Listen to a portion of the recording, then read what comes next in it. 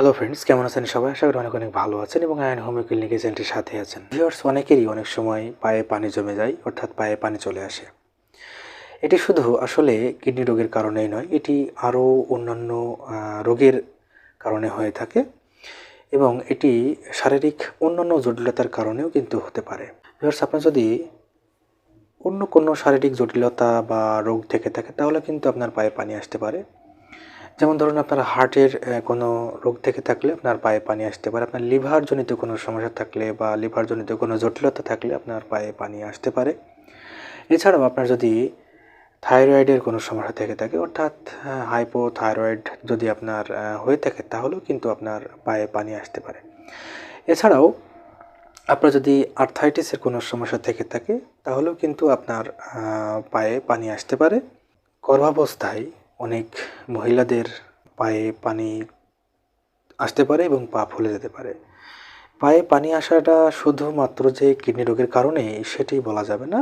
এই সমস্ত কারণেও, এই যে সমস্ত ডিজিজের কথা আমি বললাম, এই সমস্ত ডিজিজের কারণে বা রোগের কারণেও কিন্তু আপনার পায়ে পানি চলে আসতে পারে এবং আপনার পা ফুলতে পারে।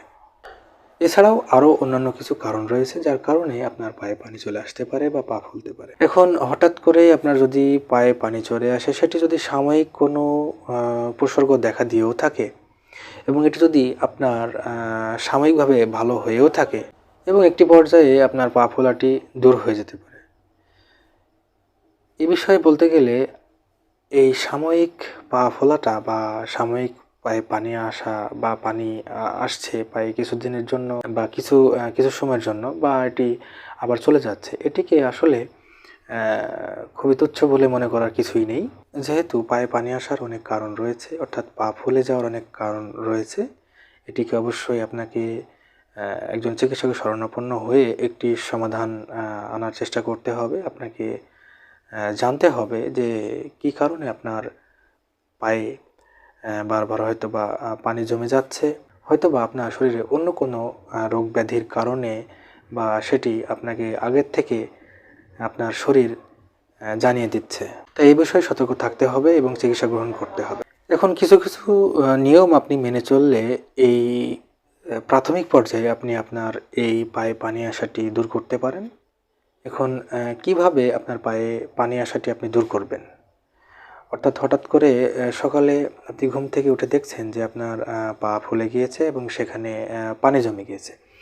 এখন এটিকে দূর করতে হলে আপনি যে সমস্ত কাজগুলো করবেন বা আপনার কি করণীয় রয়েছে, তো প্রথমেই লবণ এবং লবণ জাতীয় কিছু খাবার একটু কম খেয়ে দেখতে পারেন, কিংবা আপনি রান্নাবান্নার যে তরকারি প্রতিদিন যেটি খাচ্ছেন সেটিতেও আপনাকে লবণের পরিমাণটা কমিয়ে দিতে হবে এবং এই লবণের পরিমাণ কমিয়ে দেওয়ার পরে আপনাকে পর্যবেক্ষণ করতে হবে।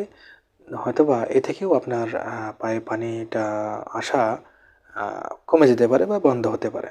পায়ে যদি আপনার পানি চলে আসে বা পা ফুলে যায়, তাহলে আপনি আরও একটি কাজ করে দেখতে পারেন। সেটা হচ্ছে, আপনি যখন বিছানায় যখন আপনি ঘুমাবেন বা রেস্ট নেবেন, সে সময় আপনি আপনার পা দুটোকে একটু উঁচু করে রাখতে পারেন, অর্থাৎ পায়ের নিচে বালিশ দিয়ে রাখতে পারেন। এক্ষেত্রে আপনার পায়ের পানি চলে যেতে পারে।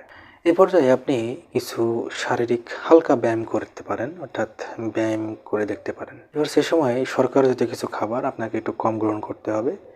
শর্করা জাতীয় কিছু খাবার কম গ্রহণ করার ফলেও কিন্তু আপনার পায়ের পানি চলে যেতে পারে। এই সমস্ত নিয়মকানুন মেনে চলার পরেও বা এই সমস্ত পদ্ধতিগুলো অবলম্বন করার পরেও একসময় পায়ে পানি জমে যাচ্ছে, আবার কিছুদিন পরে সেটি ভালো হয়ে যাচ্ছে, আবার কিছুদিন পরে সেটি আসছে। যদি আপনার সাথে এরকম কিছু হয়ে থাকে, তাহলে পিছনের কারণটি অবশ্যই বের করার চেষ্টা করতে হবে।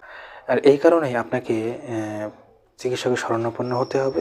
যেমন আপনার সাময়িক পায়ে পানি আসা, আবার সাময়িকভাবে এটি চলে যাওয়া, এটির পেছনে অনেক কারণ থাকতে পারে। এটিকে অবহেলা নয়, সতর্ক থাকুন, ভালো থাকুন এবং সঠিক সময়ে সঠিক চিকিৎসা গ্রহণ করার চেষ্টা করুন। ভিউয়ার্স, আজকে এই পর্যন্তই। দেখা হবে অন্য কোনো নতুন একটি ভিডিওতে। সেই পর্যন্ত সকলে ভালো থাকুন এবং সুস্থ থাকুন এবং আয়ন হোমিও ক্লিনিক এই চ্যানেলটির সাথে থাকুন এবং চ্যানেলটিকে অবশ্যই সাবস্ক্রাইব করে রাখুন।